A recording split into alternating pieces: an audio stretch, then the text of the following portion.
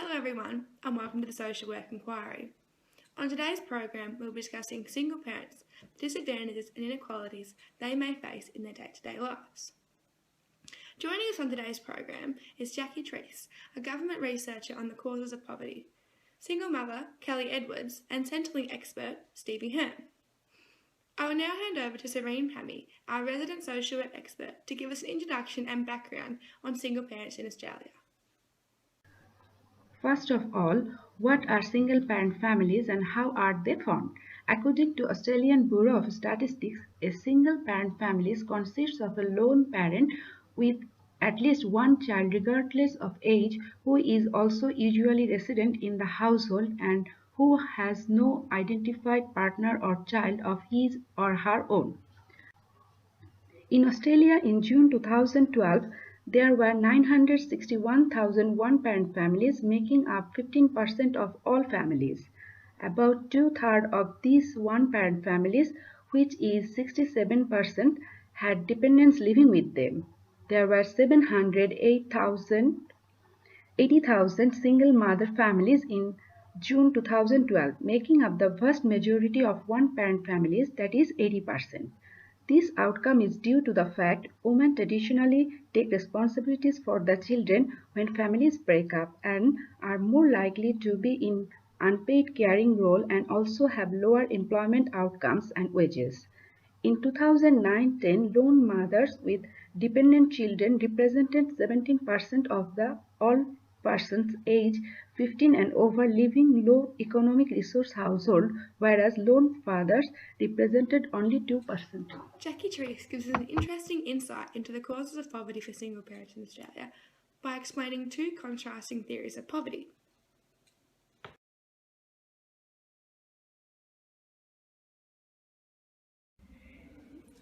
The individual explanation states that the success or failure of a person depends on their ability and work ethic.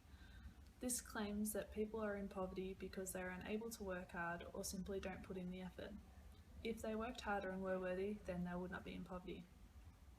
Functionalism adds to this by stating that every member serves a function in society, including those who are in poverty. Single parents are at a higher risk of poverty because they are unable to work as often and access to employment or education is more difficult due to the need for childcare.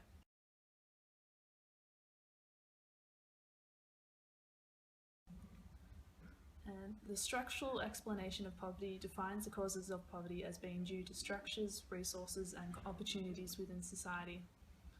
The structural theory explains that society creates these structures that either provide or limit opportunity for individuals, creating both wealth and opportunity.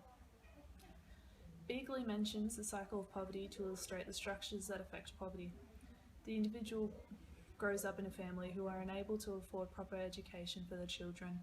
Therefore, they are limited in the future employment they can undertake and income they can earn, forcing them to stay in the poverty cycle. Marxism supports this theory with its belief that the socio-economic structures have led to an unequal distribution of wealth. Structural inequalities affect single parents by limiting their access to education, childcare, and healthcare services in society. Overall, poverty is believed to be caused by many overlapping factors, and there is no singular theory that can determine the causes of poverty for every individual in Australia. The overlap between individual aspects and structural aspects may be the real cause of poverty for single parents, and government policy needs to address these aspects in its aim to reduce poverty for Australians. Earlier this week, I caught up with 34-year-old single mother Kellie Edwards and asked her some questions about the inequalities and disadvantages she feels she faces in her everyday life as a single mother.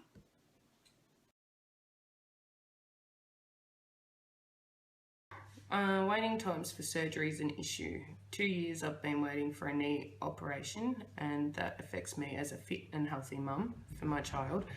If I could afford health cover, it would help so much. My knee would have been done 2 years ago and I would have had running times and outside times with my daughter, sitting on the floor, kneeling on the floor.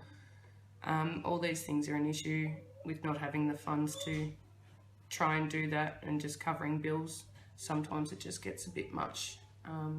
Thinking about money every day, things like that to cover everything. they're the issues that I face.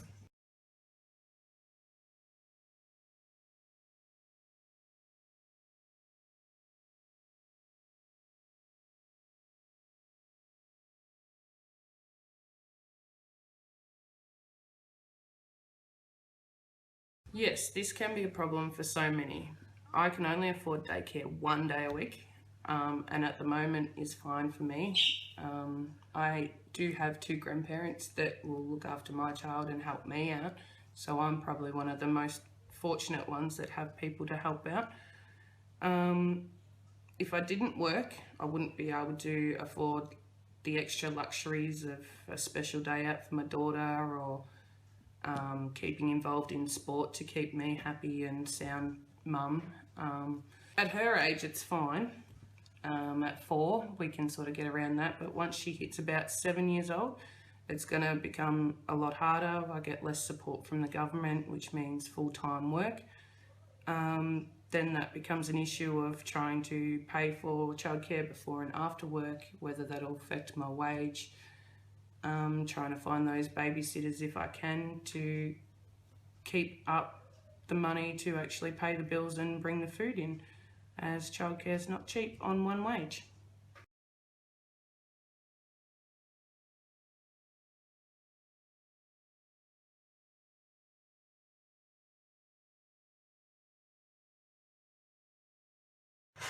Well, that kind of makes me feel like a lot worse off than I feel I really am. And asking this question, it hits home a bit. Poverty. Yes, I do feel like I'm above the poverty line, only with the government's help.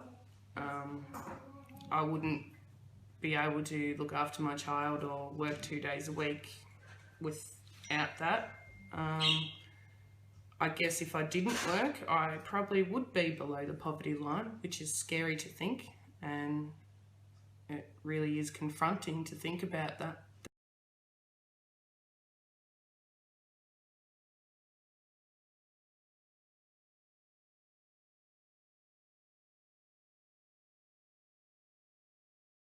I believe that the cost of further education does turn me away. I want to be a midwife, and I've looked into it 5 times in the last 4 years, and it still scares me being a single mother facing those costs at the end of it all, not knowing where me or my child will be.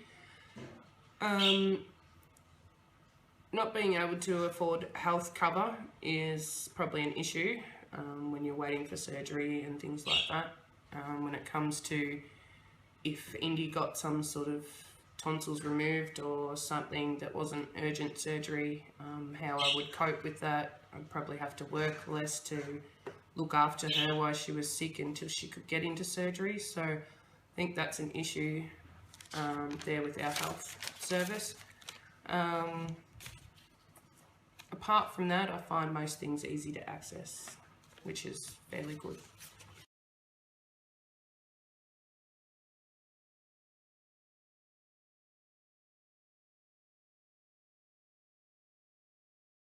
Well, there's not enough work out there in the hours that we need it. Most places hire people that are younger for the 15 to 25 hours a week that we need. A workplace will always pick someone who costs less than us. We then sort of can't get full-time work until they're at school, and by then we're also put at the back list at the age of 34 on getting jobs. They'll generally hand it to a kid over myself. Also, as a 4-year-old child, if I was to go to work now and work full-time, I'd have to do 60 plus hours to make ends meet, make the food on the table, the childcare costs paid, all that sort of stuff. And I don't see how that benefits my child not having a mum, having someone else babysitting her 60 plus hours a week. There would be no advantage for any of us to do that. There's always going to be people who spend money on themselves, drugs, alcohol, gambling, all those things. People are always going to be lost to those things. But I really think the government just needs more help, put more money into businesses, put more money into hiring the higher aged people instead of, you know, government funding for kids to go start work. Make education more financial for all of us so we can push through and open up those hours for us to get those hours so we don't have to live scraping every week. I'll now hand over to Centrelink expert Stevie Hearn, who will explain some benefits available to single parents in Australia.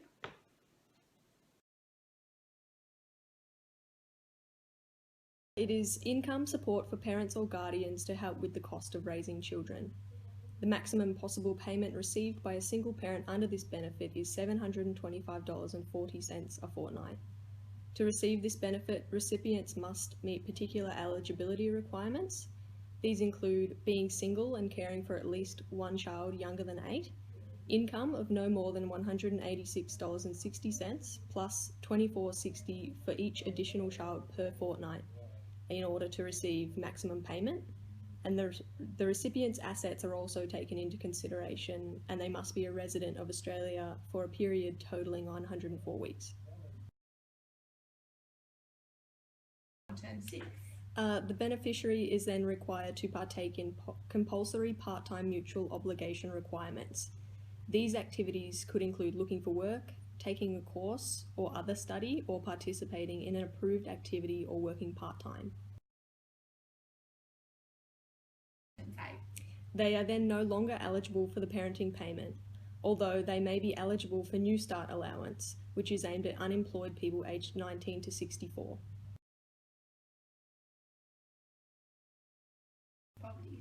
As stated earlier, the poverty line for a single parent with one child is $556.56 per week. If a single parent receives the highest allowance under the parenting payment, their weekly income would equal just over $360 a week, leaving them almost $200 below the poverty line. A report from the Australian Council of Social Services states that 33% of single parent families were living below the 50% median income poverty line in 2014. Overall, single parents in Australia face many inequalities and disadvantages in their day-to-day lives. With Centrelink, these disadvantages are lessened. However, more programs and policies need to be researched and implemented to help these parents raise the next generation of Australians. Thank you for watching the Social Work Enquiry. Make sure to tune in next week for our discussion on homelessness in Australia.